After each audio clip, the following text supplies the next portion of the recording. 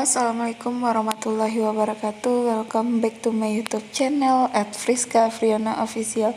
Oke, bagi adik-adik kakak yang besok mau mengikuti ujian mandiri Unpad, ini kakak mau sharing tentang tata tertib pelaksanaan ujian daringnya. Tentunya tata tertib ini adalah hal yang wajib kita ketahui supaya kita tidak melakukan hal-hal yang akan menggagalkan kalian nanti dalam pelaksanaan ujian.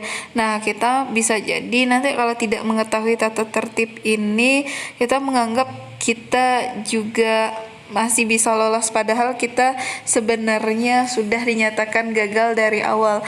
Nah, untuk itu nih tata tertib ini sangat perlu untuk kalian ketahui sebelum kalian mengikuti ujian mandiri Unpad.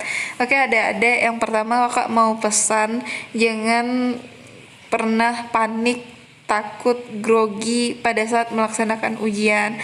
Nah, banyak-banyak berdoa dan mendekatkan diri kepada Yang Kuasa, minta takdir yang terbaik dan minta kelulusan yang terbaik. Nah, dan minta juga jurusan yang kalian inginkan. Nah, pelajari tata tertibnya dengan baik, bahas soal yang menurut kalian yang bakal keluar, dan berikan persiapan yang paling baik. Oke, langsung saja kita masuk tentang pembahasan tata tertib peserta ujian daring seleksi masuk Universitas Padjadjaran tahun 2020. Nah, hal yang harus kita perhatikan, poin 1 itu hal yang harus kita perhatikan sebelum ujian dimulai.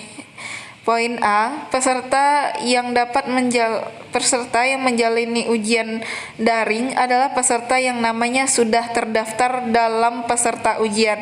Jadi kalau nama kalian itu tidak keluar sebagai peserta ujian, berarti kalian tidak bisa mengikuti ujian. Yang poin B, peserta ujian harus sudah melakukan uji coba teknis aplikasi ujian yang dilaksanakan pada tanggal 6 Agustus tahun 2020. Nah, dipastikan nih kalian sudah mengikuti simulasinya supaya kalian nggak gagap, nggak panik pada saat pelaksanaan ujian. Poin C, peserta harus menyiapkan. Jadi ini adalah hal yang besok sudah harus ada dan sebaiknya dipersiapkan dari sekarang nih. Titik 1 itu kartu peserta ujian. Titik 2, komputer atau PC laptop dengan fasilitas webcam yang aktif ya di kamera ya, yang terkoneksi secara stabil dengan internet. Jadi pastikan jaringan di tempat kalian itu bagus supaya tidak menjadi halangan dan supaya tidak itu yang membuat kita gagal dari awal. Dengan spesifikasi sesuai dengan yang tertera pada panduan instalasi aplikasi ujian. Titik 3, kuota internet untuk koneksi selama ujian minimal kalian mempersiapkan 2 GB dengan kecepatan 1 Mbps atau lebih. Jadi tentunya jangan persiapkan yang seminimalnya deh, mendingan juga dilebihkan supaya nanti kalian tidak was-was atau panik juga. Hindari hal-hal yang membuat kita panik dan berikan persiapan yang terbaik supaya kita aman dan lancar pada saat pelaksanaan ujian.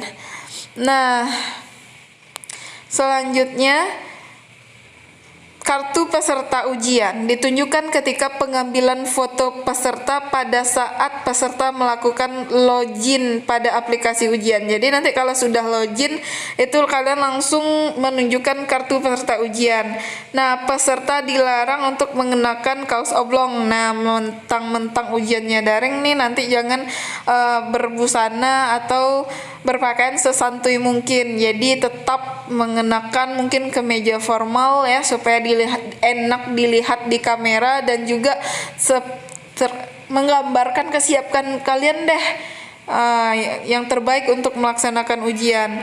Selanjutnya, selama mengikuti tes, peserta harus dalam posisi duduk sendiri dalam ruangan tertutup dan tidak ada gangguan atau interferensi dari orang lain. Nah, maksudnya ini ada bentuk-bentuk kecurangan nih ini.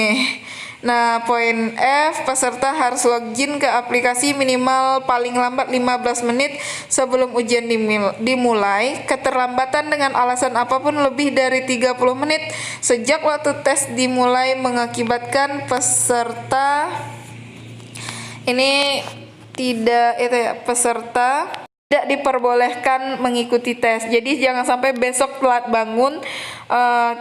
Untuk malam ini prepare tidurnya adalah tidur yang terbaik ya, set alarm, jangan lupa kalau memang kalian tidak terbiasa untuk bangun pagi. Poin G, peserta harus menggunakan webcam dan memastikan kameranya menyala, dan jangan sampai nanti kamera itu terbalik, hasilnya gambarnya buram dan gelap. Jadi dari sekarang coba tes kamera kalian, hasilnya itu bagus nggak kayak gitu. Kalau nggak mungkin bisa kalau dari sekarang dicari lagi kamera webcam yang lain, dipinjem atau ditanyakan supaya nggak besok semuanya dicari, itu kan membuat kita semakin panik. Poin H, peserta memasukkan nomor peserta ujian dan PIN untuk login ke aplikasi. Ini tentunya kalian sudah biasa ya dengan nomor peserta dan PIN ini. Poin I, peserta mengecek kesesuaian identitas yang tampil di layar perangkat. Nah, pastikan dulu identitasnya atau biodata yang tertera itu tidak ada salah-salah, karena takutnya nanti ribet atau rumit untuk memperbaikinya. Poin J, peserta tidak boleh menggunakan alat hitung, kalkulator, kertas, buku maupun catatan lain, headset, alat komunikasi seperti telepon seluler selain perangkat yang digunakan ujian, jam tangan, kamera dan sebagainya. Jadi cukup sangat ketat ya aturannya. Nah, poin K, peserta tidak diperbolehkan mengenakan masker atau penutup wajah. Poin L, melakukan latihan ujian sesuai dengan waktu yang disediakan untuk meyakinkan bahwa aplikasi sudah bisa digunakan. Jadi simulasi sebelum ujiannya pastikan juga kalian ikuti. Poin M, membaca dan dengan seksama petunjuk pengerjaan ujian yang sudah tersedia. Jadi jangan luput setiap informasi agar nanti kita tidak melakukan kesalahan dalam pelaksanaan ujian. Nah, selama ujian berlangsung, hal yang harus kalian perhatikan adalah kalian hanya mengerjakan soal ujian dan tidak melakukan aktivitas lain selama tes berlangsung. Maksudnya ini adalah tindakan kecurangan ya. Poin B, token ujian akan diberikan atau diinformasikan ke peserta oleh pengawas sesaat sebelum ujian dimulai melalui aplikasi. Jadi kalian tetap diawasi. Nah, poin C, selama ujian berlangsung aktivitas peserta akan direkam dengan kamera pada perangkat ujian. Apabila aktivitas peserta tidak terlihat, pengawas akan menghentikan ujian dan peserta dianggap telah menyelesaikan. Jadi jangan sampai gambar kalian atau aktivitas kalian tidak terlihat di kamera, karena itu akan menggagalkan ujian kalian sendiri. Poin D, peserta menjawab butir soal dengan cara memilih atau mengklik. Nah, jadi cukup mengklik saja pada layar besok. Yang E, peserta dapat mengubah pilihan jawabannya dengan cara memilih atau mengklik jawaban lain yang kalian anggap benar. Jadi ketika kalian memiliki waktu berlebih, kalian bisa cek lagi jawaban yang mungkin ada tadi yang agak ragu. Jadi kalau waktu berlebih silahkan cek lagi. Nah, itu masih bisa diganti. Jawaban peserta otomatis akan terganti dengan pilihan yang terakhir. Poin F, peserta dapat pindah ke soal berikutnya dengan mengklik tombol selanjutnya. Jadi jangan lupa klik tombol selanjutnya kalau sudah selesai menjawab satu soal. Poin G, peserta dapat mengidentifikasi kelengkapan jawaban pada daftar soal di bagian bawah. Jadi di bagian bawah itu nanti tertera soal nomor berapa saja yang sudah kejawab dan ke-save jawabannya. Jadi ada nanti mungkin yang tidak ke-save, masih bisa kalian cek. Soal-soal yang belum dijawab ditandai dalam kotak merah, dan soal yang sudah dikerjakan kotaknya hijau. Jadi jangan lupa bedakan antara warna merah dan warna hijau. Poin H, peserta dapat berpindah ke nomor manapun dengan mengklik soal pada daftar. sebaiknya mungkin kalian menjawabnya lebih berurutan ya. Karena kalau nanti kalian menjawabnya secara acak mungkin akan menambah kepanikan kalian. Jawab dulu secara berurutan keseluruhannya, mungkin yang tidak kalian ketahui itu bisa kalian tinggalkan dulu sementara waktu. Nah, nanti kalau waktunya berlebih baru kalian lihat lagi. Tapi kalau kalian mengacak, nah ini rasanya itu pikiran akan semakin panik karena yang di atas belum nih sama sekali, yang di bawah juga belum, di tengah satu-satu. Nah, itu akan membuat kalian semakin panik dan bisa jadi nanti ada kejadian salah isi jawaban. Nah, mending diisi secara berurutan dulu dan nanti dicek lagi mana yang belum keisi. Nah, selanjutnya, selama ujian berlangsung peserta dilarang. Nah, ini hal-hal yang perlu sekali kalian ingat. Merekam atau mengcapture soal menggunakan HP atau laptop. Jadi ini sifat soal ini memang sangat rahasia. Nanti kalian ketika melakukan itu akan langsung diketahui oleh sensor aplikasi, sistem aplikasi yang mereka terapkan untuk ujian ini. Titik duanya, bekerja sama atau berkomunikasi dengan orang lain. Jadi benar-benar ini meminimalisir kecurangan ya. Nah, sempat aja kamera kalian buram, ujian kalian gagal. Jadi pastikan kameranya, pastikan kalian tidak berinteraksi atau berkomunikasi juga dengan orang lain. Poin 3 titiknya, memberi dan menerima bantuan dalam menjawab soal ujian. Jadi tidak boleh ada bantuan orang lain. Selanjutnya poin 4, tidak boleh nih, poin 4 bagian I, meninggalkan ruangan selama ujian berlangsung. Jadi kalau seandainya mau ke kamar mandi, seandainya belum makan, seandainya haus, semuanya tolong dilakukan sebelum waktu ujian kalian berlangsung. Hanya dilarang nih mematikan dan menutup kamera selama ujian berlangsung. Ini udah jelas nih, kalau burem aja kita gagal, belum lagi kalau kita mematikan dan menutup. Nah, poin 6 ini menggantikan atau digantikan orang lain. Nah, tentunya gambar kalian dari awal akses aplikasi udah dicek nih identitas dan foto. Apalagi kalau digantikan tentu langsung diketahui. Poin 7, membuka dan mengakses aplikasi lain. Maksudnya Google ini ya.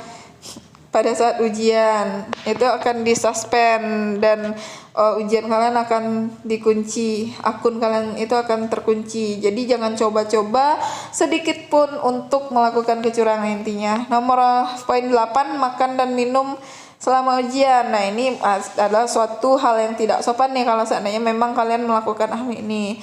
Poin 9, menggunakan headset atau sejenisnya. Jadi dilarang menggunakan hal-hal bantuan alat komunikasi. Poin J, aplikasi ujian akan terhenti secara otomatis ketika waktu tes berakhir. Nah, dia akan logout otomatis, jadi nggak ada istilah tuh kalau kita ujian manual kan bisa kita tuh tunggu-tunggu atau paling terakhir ngumpulin. Nah, kalau ini ujiannya daring, dia akan keluar sendiri. Jadi time management, tindakan yang mencurigakan, habis itu kamera yang tidak jelas. Nah, itu hal-hal yang akan merugikan dan menggagalkan ujian kalian.